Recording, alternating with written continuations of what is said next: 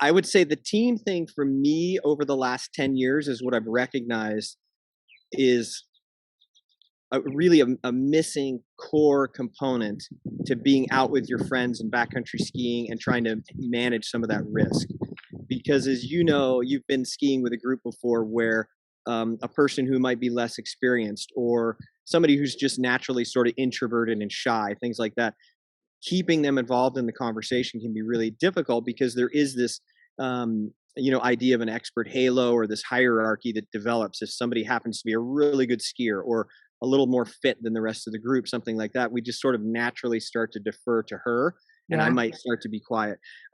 So the teamwork thing for me was really critical in thinking about um, managing these risks backcountry skiing because we have this odd um, dynamic that we're out in a life or death situation at times. I don't want to make it into something Yeah. it's not, but people unfortunately get hurt and killed all the time. And but we're also doing it for fun. It's this is not we're not in the armed forces where it's a military situation. It's not emergency medicine. Like we're volunteering to go do this, and we love doing it. We're typically laughing and having a good old time.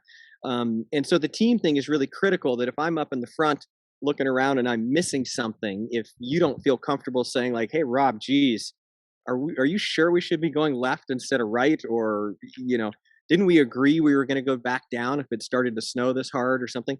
Yeah. It's really critical, and so psychological safety is absolutely essential. Um, and that from business teams and watching people go climbing and skiing for me oftentimes we see these accident investigations where someone will say, well, I had this really bad feeling but I didn't feel comfortable speaking up because I was new in town or I didn't know where we were going, or I've only been skiing for 6 years and this person had been skiing for 20 years.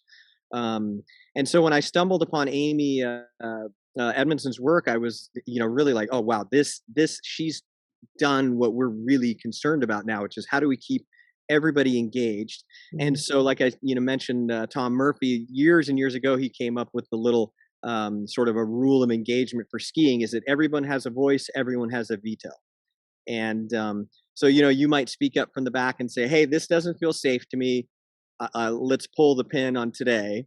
And then we all sort of agree like, okay, great, maybe we disagree about our Susie's conclusion, but we're going to go back down and we'll discuss it over a beer tonight, and then tomorrow maybe we can go skiing again and do something.